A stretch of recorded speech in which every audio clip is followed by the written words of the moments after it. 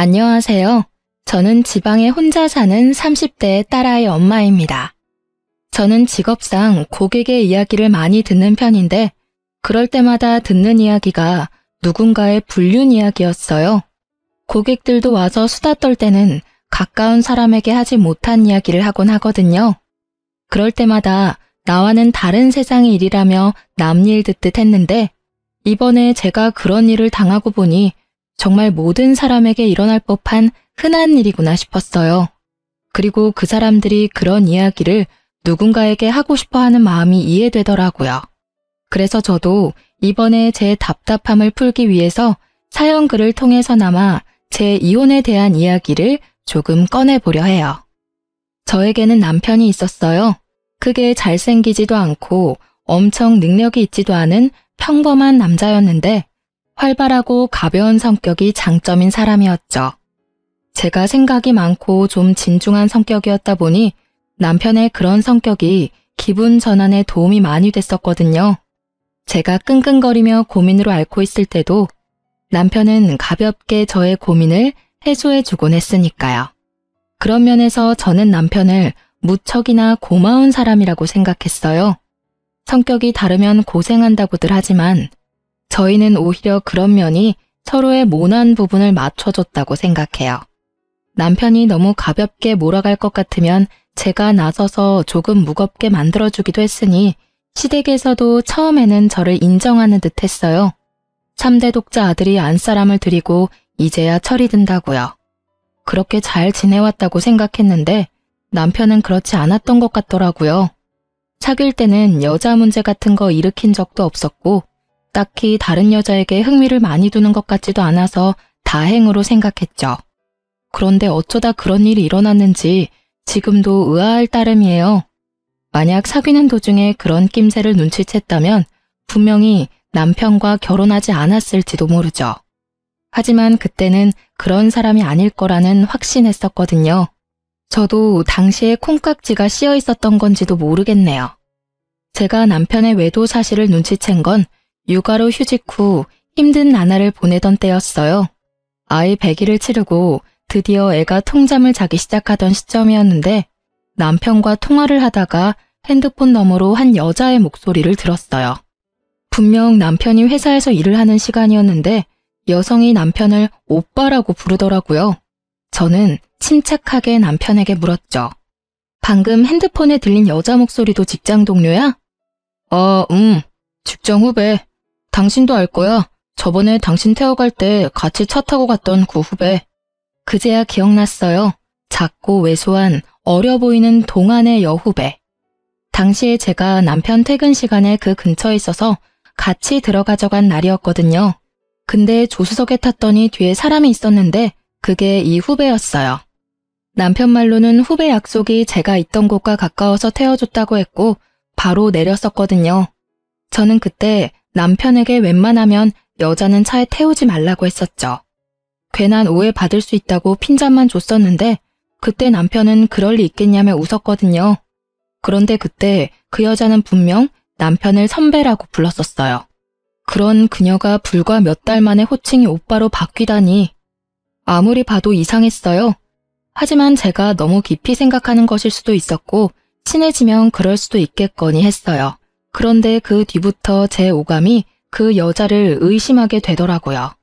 그게 제 탓만은 아닌 게 그 여자가 남편과의 접점이 너무 많았거든요. 저는 저도 모르게 남편의 뒤를 캐고 있었어요. 차를 타고 가는 길에 그 후배에게 전화가 오면 남편이 전화를 받지 않더라고요. 그렇다고 우리가 대화를 많이 하는 것도 아니었는데 그냥 업무상 전화면 받고 끊으면 되잖아요. 그런데 안 받더라고요. 제가 받으라고 하면 억지로 전화 받으면서 한마디 꼭 했어요. 가족이랑 같이 있으니까 용건만 간단히 해. 그렇게 말하면 그 여자는 이렇게 대답해요. 그럼 좀 이따 다시 전화할게요, 선배. 분명히 제가 없는 곳에서는 오빠라고 부르면서 가족과 함께 있다는 전화에는 선배라고 구별해서 부르더군요. 점점 더 제 감이 맞았다는 생각에 심장이 벌렁거리더라고요. 아닐 거라는 생각을 해봤지만 결국 확신이 든 계기가 생겼어요. 하루는 아침에 남편이 차키를 두고 내려갔더라고요. 저도 아침에 가까운 빵집에 들릴 예정이라 차키를 들고 내려갔어요. 그렇게 주차장 쪽으로 가까이 향하는데 남편이 통화를 하며 걸어가는 뒤통수가 보이더라고요. 말을 걸려다가 흠칫 놀라 목소리를 삼켰어요. 그래, 그럼 이따가 봐. 조심해서 오고. 오늘 날씨 추우니까 따뜻하게 입고 와요. 부드럽고 애교 있는 목소리. 남편은 저와 연애할 때처럼 부드러운 목소리를 내고 있었어요. 누구에게 전화를 거는 걸까? 궁금한 마음이 들었지만 참았어요. 경거망동해서 일을 망치기 싫었거든요. 남편이 전화를 끊는 걸 보고는 이제야 남편을 확인한 것처럼 남편을 불렀어요. 여보, 차키! 남편은 눈에 띄게 놀라며 뒤를 돌아봤어요. 딱 봐도 심하게 놀란 모습에 저는 강한 확신이 들었어요. 여보, 내가 차키를 놔두고 왔어? 잊어버리고 다니지 말고 잘 다녀와. 일찍 와. 애가 아빠 목소리 잊어버리겠다. 저는 최선을 다한 평정심으로 남편을 보내줬어요. 하지만 그날 내내 꼬리를 무는 의심으로 너무 힘들었어요. 저녁 때쯤에는 두통으로 머리가 너무 안 좋았죠. 아침에 그 일이 있어서 그런지 그날 남편은 일찍 돌아왔더라고요. 남편을 샤워 먼저 하도록 한 뒤에 저는 남편이 탁자에 둔 전화기를 확인했어요. 남편은 평소에도 잠금을 걸어두지 않거든요. 안을 살펴보니 깨끗하더라고요. 사진도 없고 카톡 내용도 없고 문자도 없었어요. 그 여자와 전화하는 적도 없었죠. 하지만 저는 확신했어요. 남편이 그 여자와 바람을 피고 있다는 사실을요.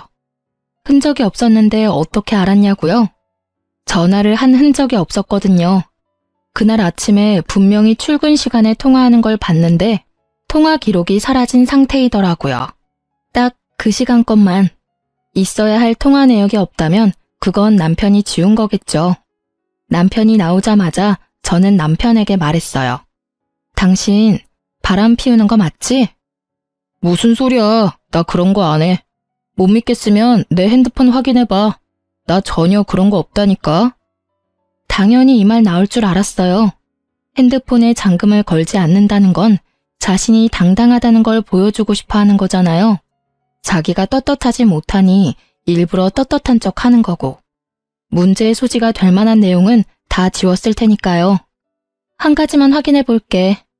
제가 통화 기록을 확인하는데도 남편은 편안한 얼굴이더라고요. 거기에 걸릴 건 없다는 거겠죠. 이상하네. 아무것도 없어. 그러게 아무것도 없다고 했잖아. 나 못 믿어? 나 그렇게 나쁜 놈 아니야. 그 후배도 진짜 후배일 뿐이고. 그러니까 내 말은 당신이 아침에 통화한 그 내역이 없다고. 제 말에 허를 찔린 듯 남편이 입을 못 열더라고요. 당신이 그렇게 부드러운 목소리로 통화하는 걸 봤는데 통화 목록에는 아무것도 없어. 그 통화 기록은 어디로 갔을까? 당연히 지웠겠지? 여기까지 말하자 남편이 바로 무릎을 꿇더라고요. 여보, 그거는 내가 잘못했어. 무슨 정신으로 그런 짓을 했는지는 모르겠지만 정말로 내가 잘못한 일이야. 미안해, 여보. 나는 오늘 이걸 확인하기 전까지 계속 의심했어. 그리고 계속 고민했지. 아니기를 바라면서. 당신 도대체 생각이 있는 사람이야? 아침 저녁으로 당신 애 보면서 다른 여자 만날 생각이 드니? 언제부터 그 여자랑 이런 사이 된 거야? 얼마 안 됐어. 정말이야. 믿어줘. 너 같으면 믿을 수 있겠어? 내가 왜 당신을 믿어야 하는데? 나한테 용서를 구하고 싶으면 지금 당장 그 여자랑 헤어지고 그 회사에서도 나와. 여보, 그 여자랑은 당신 보는 앞에서 당장 헤어질 수 있어. 그치만 일은 아니잖아. 당장 내가 퇴직하면 바로 일 구할 수 있는 것도 아닌데 그건 좀 봐줘, 응? 솔직히 남편과 그 여자를 당장 떼어놓고 싶었지만 회사라는 건 그렇게 쉽지 않은 문제고 나가더라도 그 여자가 나가야지 남편이 나가는 건 싫었어요. 애도 아직 어리니 아빠의 경제력이 필요하기도 했고요. 그래서 저는 남편에게 일거수일투족 감시당해도 당연하게 생각하라고 했어요. 그랬더니 남편이 알겠다고 자기가 그런 행동한 게 맞으니 당연히 제가 하라는 대로 뭐든 하겠다고 하더라고요. 그렇게 남편을 교육하고 시모에게 조용히 알렸어요. 남편이 외도했다는 것을요. 그랬더니 시모가 제게 그러더라고요. 네가 마음고생이 많다며 위로해줬어요. 솔직히 팔이 안으로 굽는다는 생각에 말 안 하려 하다가 했는데 이런 반응이라 시모에게 더 미안한 마음이 들었거든요. 그런데 며칠 뒤에 명절에 시댁 갔다가 시모가 누군가와 밖에서 전화 통화하는 걸 듣게 됐어요.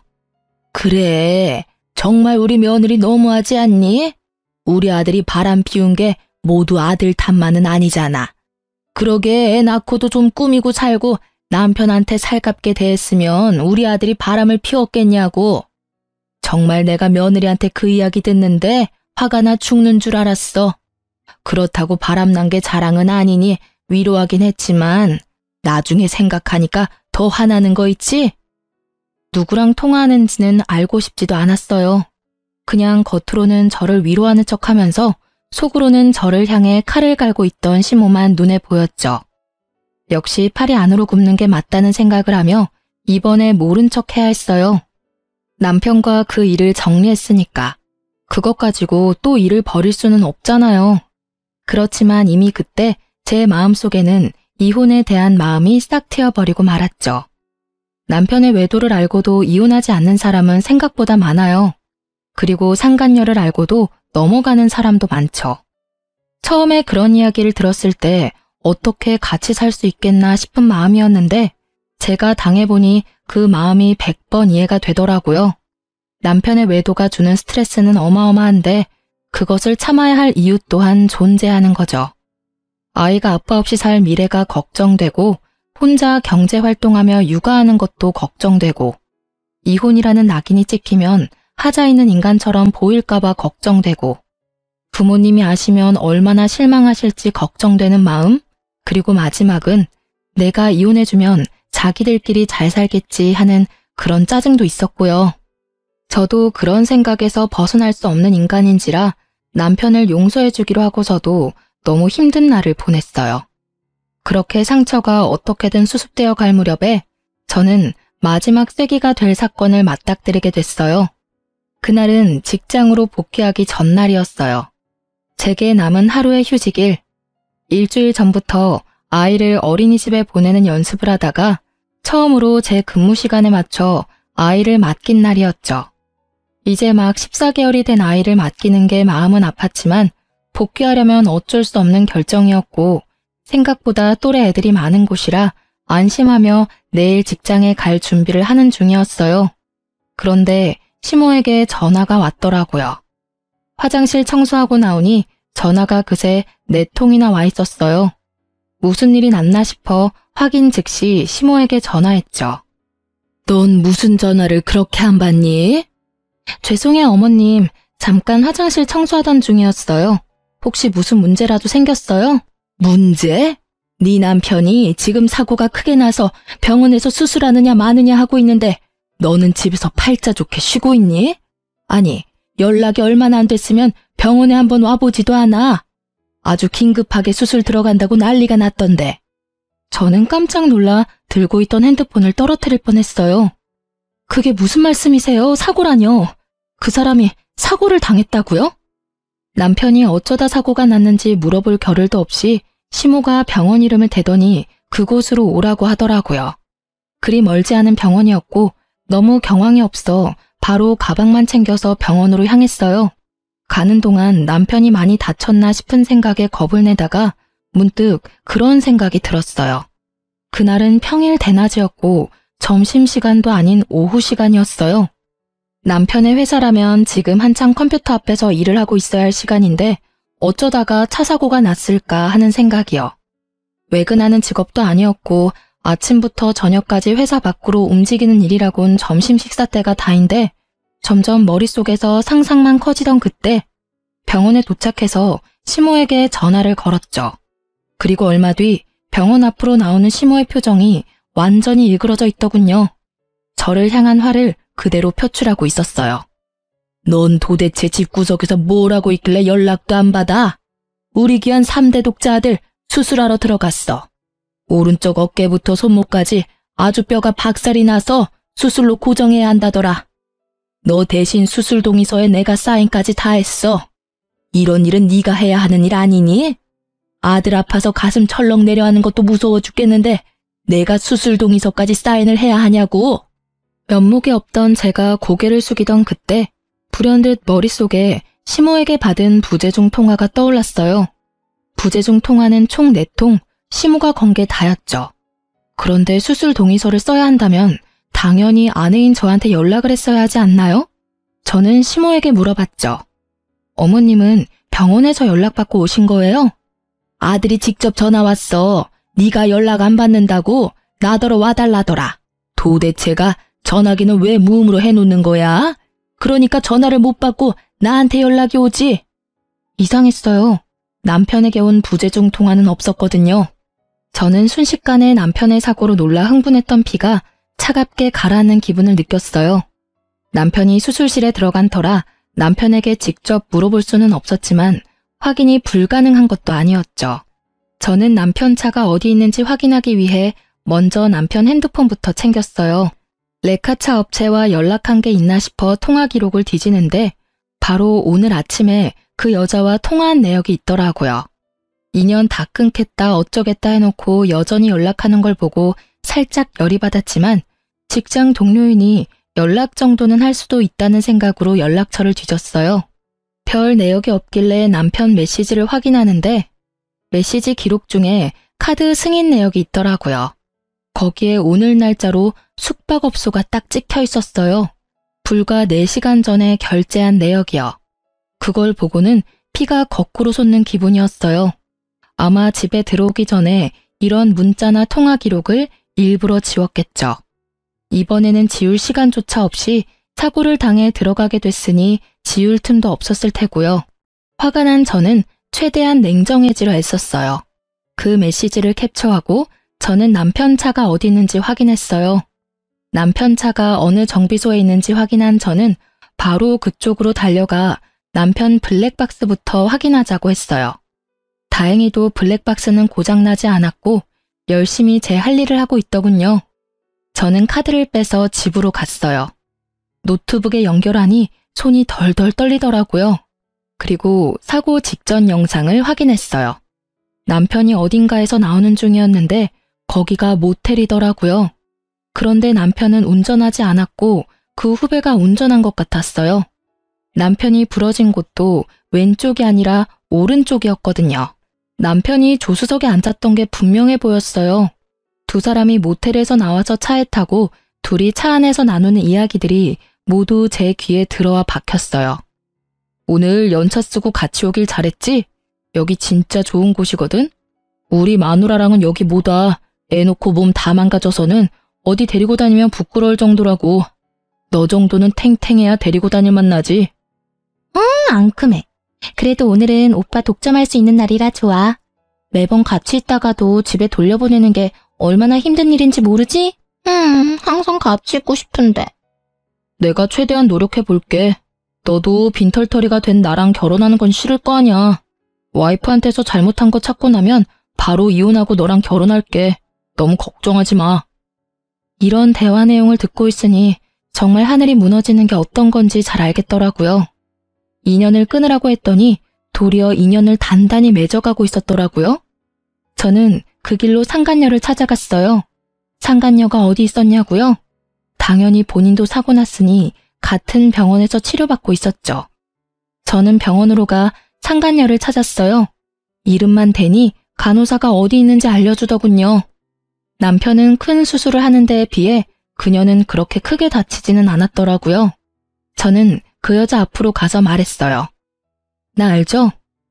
선배는 수술하러 들어가셨는데요. 두 사람이 왜 같은 차에 타고 있었어요? 우연히 얻어 탄 거예요. 의부증 걸린 여자처럼 선배한테 집착하는 건 아는데 엄한 사람한테 이러시면 곤란하죠. 저는 선배랑 아무 사이 아니에요. 당신 덕분에 회사에서도 대화도 잘 못하고 있고요. 두 사람 사귀는 사이 아니에요? 평일 오후에 연차 쓴 두 사람이 같은 차 안에 있다가 사고가 났는데 그게 다 우연이라고요? 애초에 연차를 쓰고 왜 둘이서 따로 만나요? 그렇고 그런 사이니까 만났겠지. 네, 그렇고 그런 사이 맞아요. 선배가 마누라 싫다고 짜증난다고 얼마나 투정을 부리던지. 그래서 위로해주다가 눈 맞았어요. 됐어요? 당당하기가 정말 하늘을 찌를 정도였어요.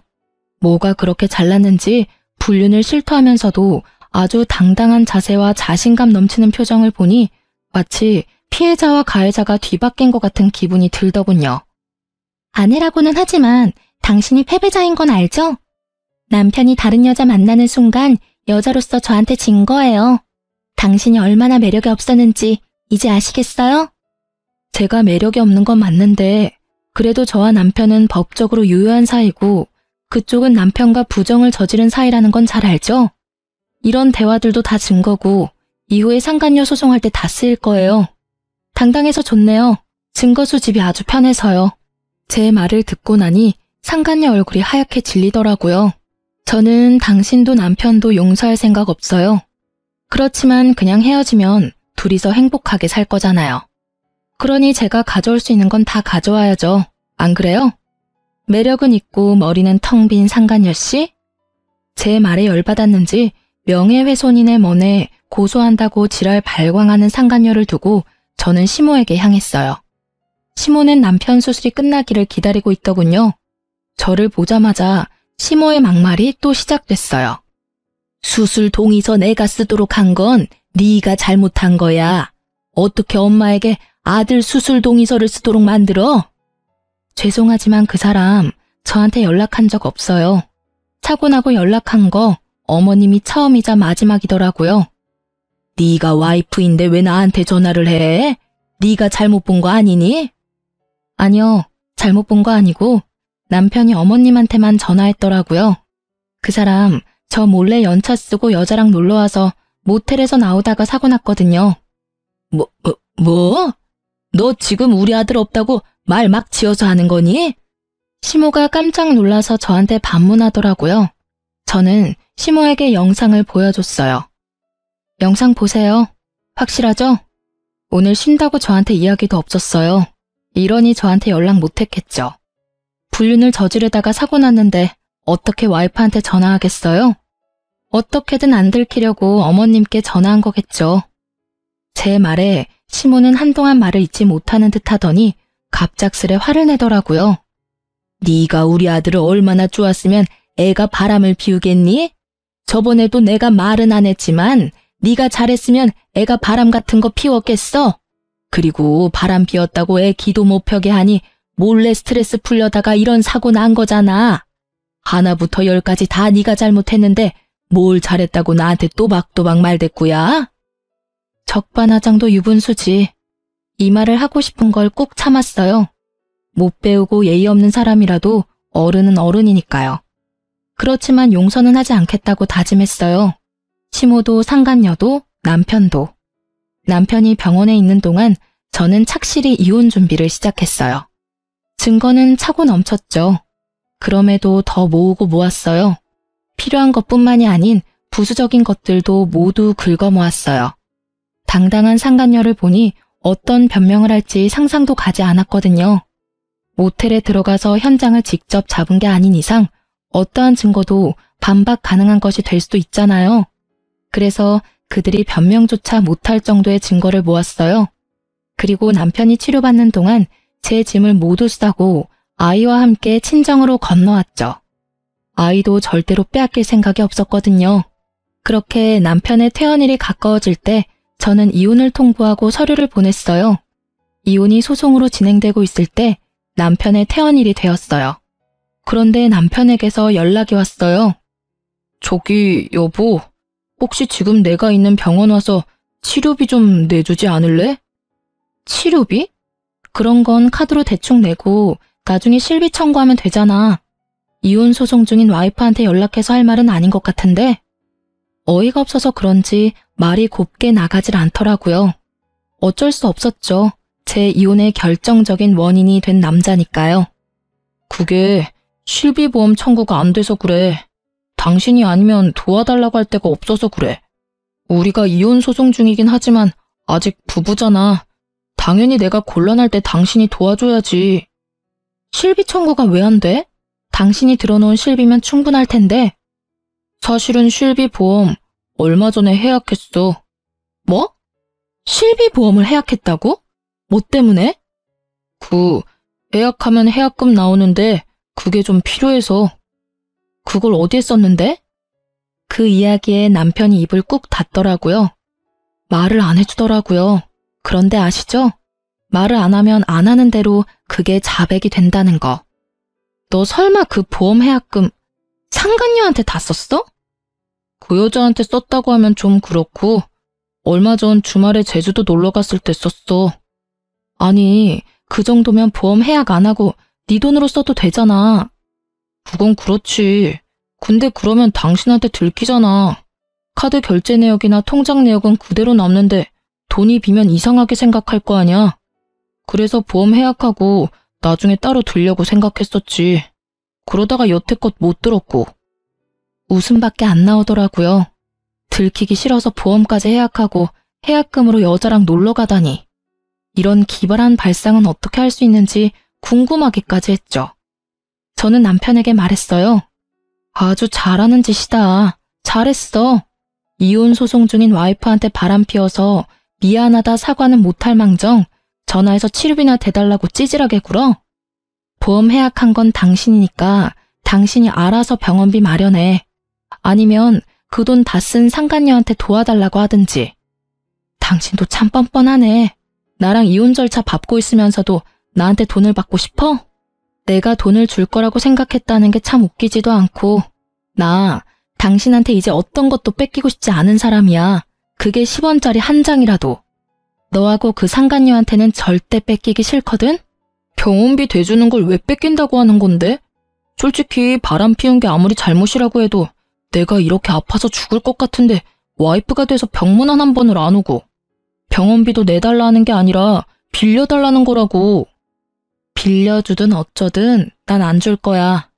너 내가 정리하라고 한 여자랑 바람 피우다가 그렇게 된 거지? 그게 내 탓이야? 네 탓이지. 그 여자랑 만나지 않았으면 네가 그런 장소에서 사고를 당했을까? 전혀 아니지. 그 시간이었으면 일을 하고 있었겠지. 그리고 병문안? 내가 가면 좋겠어? 좋은 소리 안 나올 거 뻔한데. 네가 원하면 가서 욕이나 시원하게 한 판 해주고 올까? 어? 대답해봐. 진짜 사람 많은 데서 환자복 입고 욕 미어 터지게 받아먹게 해줘? 버럭거리는 제 목소리에 남편도 깜짝 놀랐는지 아니면 그제야 제정신을 차린 건지 버벅거리다 전화를 끊더라고요. 뻔뻔하기도 하지. 자기가 어떻게 사고가 났는데 저한테 돈을 빌려달래요? 제가 빌려주면 그걸 갚기는 하겠어요? 절대 그러지 않겠죠. 갚고 싶어도 상간녀가 옆에서 갚지 말라고 난리치겠죠. 안 봐도 눈에 훤하더라고요.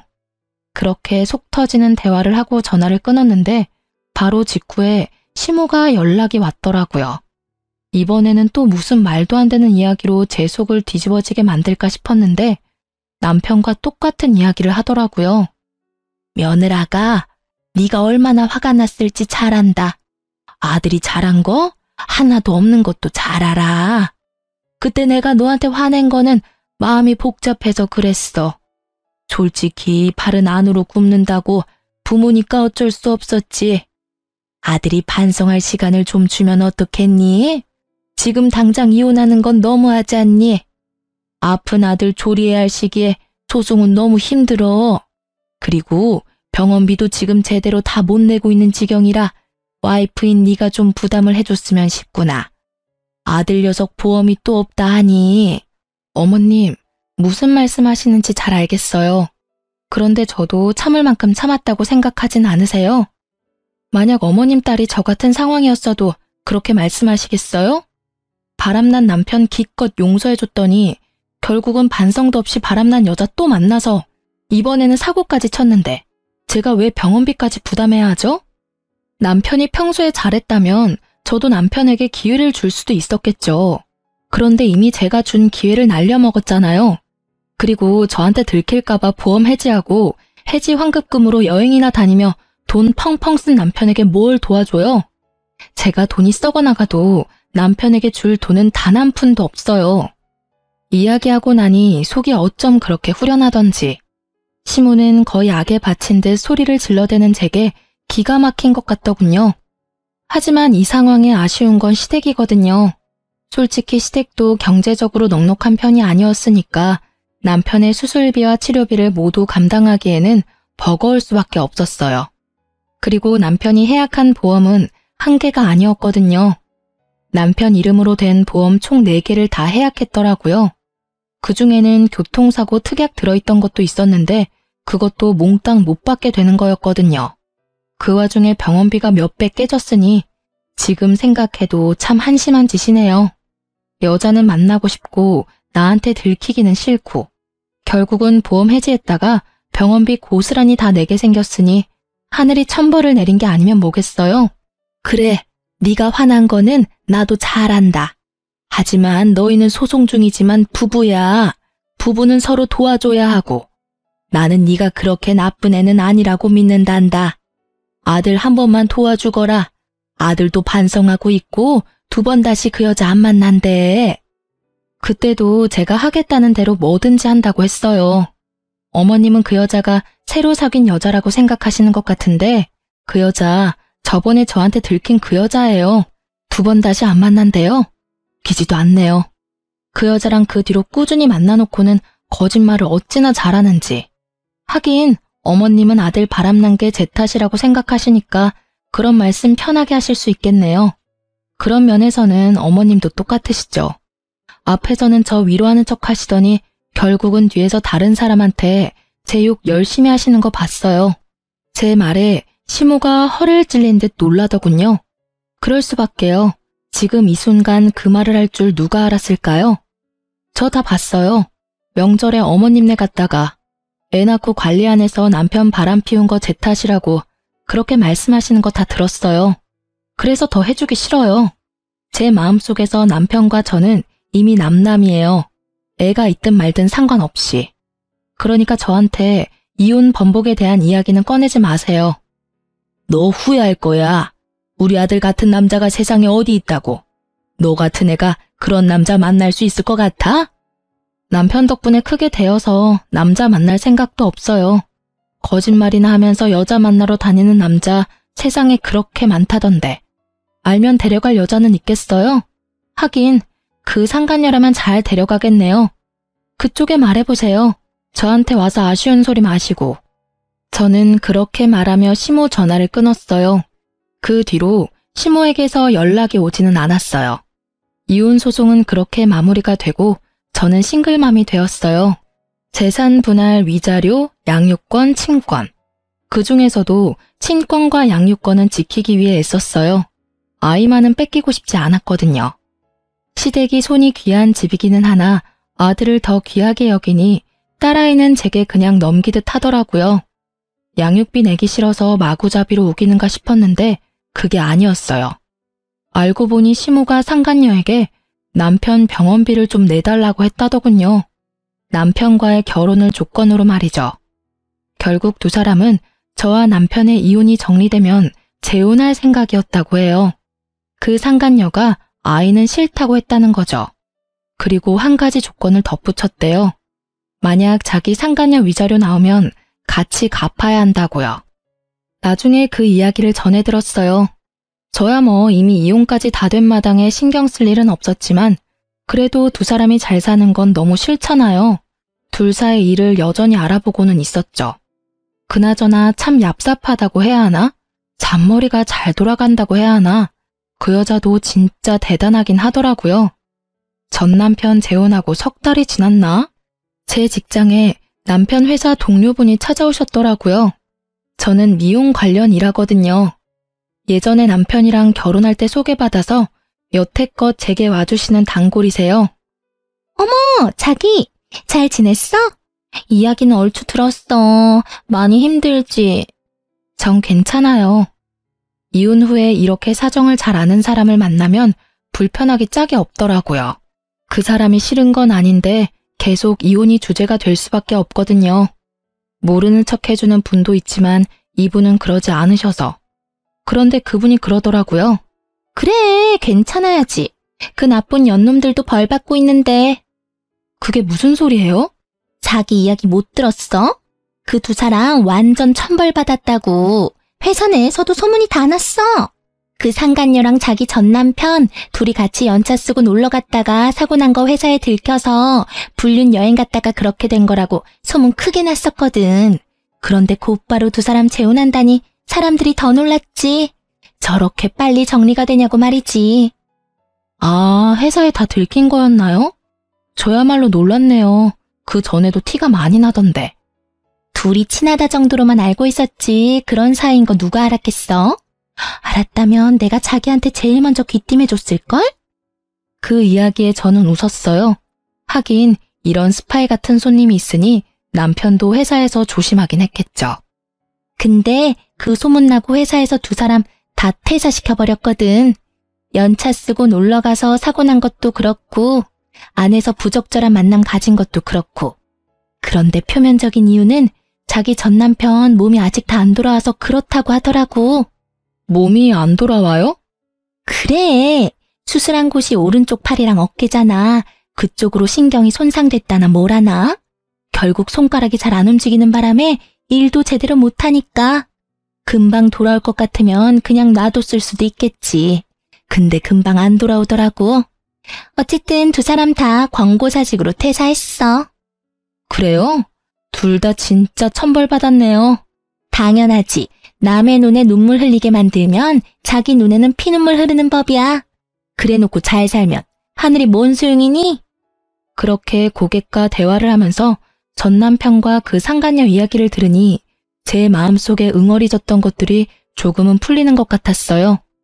남의 불행을 내 행복으로 삼지 말라지만 제게 불행을 준 원인이 저렇게 못 살고 있으니 이상하게도 응어리가 풀리는 것 같더라고요. 그 뒤에 시모가 저한테 한번 연락이 왔었어요. 예, 너 딸아이 우리한테 돌려줄 생각 없니? 우리가 사례는 넉넉히 할게. 잘 생각하고 연락 좀 줘. 갑자기 딸을 달라는 이야기에 소스라치게 놀라 물었죠. 이미 다 끝난 일인데 왜 딸을 달라고 하세요? 아유, 넌 몰랐겠지만 우리 아들 재혼 상대가 글쎄 애 딸린 이혼녀라더라. 아들 하나 있는데 없는 것처럼 속이고 우리 아들이랑 재혼했대. 결혼하고 나서 애 있다고 이야기했다던데 그게 문제가 아니야. 그 데리고 온 애는 남의 자식이잖니? 그러면 우리 집안 대를 이을 아들을 낳아줘야 하는데 이 미친년이 불임수술까지 해서 애 못 놓는다고 사람 환장하는 소리를 하잖아. 아니, 재혼하면서 애 없는 집에 오면서 아들 하나는 낳아줘야 정상 아니니? 옛날 생각을 가진 시모와 현대식 사고를 가진 상간녀의 대립이 생각보다 컸고 그 결과 우리 딸을 방패로 데리고 가고 싶은 모양이었어요. 생판 남의 자식한테 우리 전 재산 뺏기게 생겼으니 우리도 뭐라도 방어를 해야지. 대를 이을 아들만 생기면 손녀는 금방 돌려줄 테니까 잘 생각해보거라, 응?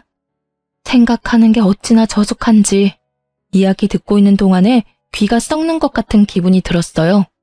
어린애를 데려가서 방어를 하니 뭐를 하니 사랑을 줄 게 아니면 관심이라도 줘야 된다며 개소리를 하더라고요. 손녀에게는 관심 하나도 없으면서 그런 불순한 이유로 딸애를 데려가려는 시모를 보니 화가 머리끝까지 차올랐어요. 어머님, 제 딸이 무슨 힘이 있어서 그 어른들 사이에 끼어서 이리 치이고 저리 치이고 해야 해요? 귀한 딸이에요. 그래서 제가 직접 기르겠다고 데려온 거고요. 상간녀 데리고 오시면서 남편 병원비 급하게 처리하셨으면 된 일 아닌가요? 이혼 후의 일은 그 집안에서 알아서 하셔야죠. 그 여자애가 애가 딸린 걸 내가 알았으면 이혼하라고 등 떠밀었겠니? 아들놈도 나중에 한 것 같았어. 게다가 요새는 또 얼마나 떽떽거리며 돈 달라고 요구하는지 아니? 아이고, 내가 며느리를 잘못 들였어. 아들놈은 손가락이 안 돌아와서 취직도 못하고 있는데 재혼한 새 며느리는 아주 시댁을 돈줄로 알고 안 해주려니 아들이 불쌍하고 해주려니 며느리가 밉고. 시모가 괴로워하는 걸 보니 생각보다 상황은 심각해 보였어요. 그렇다고 제가 애를 줄 일은 절대 없었어요. 심각하고 불쌍하든 저랑은 이제 관계없는 사람들이에요. 열심히 자기 손으로 자기들 인생 말아먹고 있는 중인데 제가 왜 관여를 하겠어요? 그저 저와 제 딸이 거기에 휘말리지 않도록 하는 것만 중요할 뿐인 거죠. 시모는 결국 제게서 딸을 얻을 수 없다는 걸 알고는 전화를 끊고 연락 한 번 안 하더라고요. 그런데 한 달쯤 지났을까요? 제 고객이 연락이 와서 알려주더라고요. 전 남편과 살고 있던 그 상간녀가 도망갔다고요. 저는 상간녀 위자료 소송을 해서 그 여자에게서 돈을 받고 있었는데 불과 며칠 전에 그 위자료가 다 지급됐었거든요. 그래서 생각보다 빨리 들어왔다고 생각했는데 알고 보니 전 남편 퇴직금을 몽땅 제 위자료로 지급하고 남편 버리고 집을 나가버렸다고 하더군요. 오른손을 제대로 못 쓰는 남편의 수발들야 육아하랴 일하랴 나름 엄청 힘들었나 보더라고요. 그야말로 벌 받았다는 말로밖에 설명할 수 없는 상간녀 상황을 보니 하늘이 나를 버리지 않았구나 하는 생각이 들었어요. 뭐 제 살 길 찾아 도망갔으니 불륜도 끝이었고요.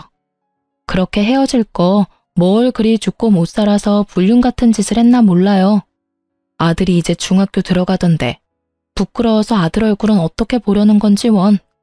그 사람들이 스스로 제 무덤 파는 동안 저는 착실하게 아이와 함께 살 미래를 위해 움직였어요. 친정집에 얹혀 살게 됐지만 아이의 정서적인 안정을 위해 한 선택이었어요. 부모님은 젊지는 않지만 사랑을 주실 수 있고 저는 경제활동을 할 수 있는 젊음이 있으니까요. 살다 보면 이렇게 속 뒤집어질 만한 일도 가끔 일어나나 봐요. 이혼을 하면서 이런 어이없는 일들을 당하고 나니 앞으로 어떤 힘든 일이 와도 견딜 수 있는 경험이 된 것 같아서 그것 하나만은 다행이라 생각해요. 이혼 전 이혼을 해야 하나 말아야 하나 고민하시는 분들 생각보다 많이 계셔요. 저도 마찬가지였어요. 제가 정신적인 스트레스에 강한 타입이었다면 참고 살았을 거예요. 그렇지만 전 그런 사람이 못 되거든요. 이렇게 이혼을 해서라도 일단 제 마음이 편안해져야만 조금이라도 더 만족하며 살 수 있는 사람이었거든요. 글을 쓰다 보니 그때의 기억이 새록새록 떠오르네요. 힘든 일도 시간이 지나면 다 극복하게 되어 있어요. 저처럼 고민하는 분들에게 도움이 되기를 바라는 마음으로 제 사연을 써보았네요. 모두 속 시원한 하루 보내시길 바랍니다.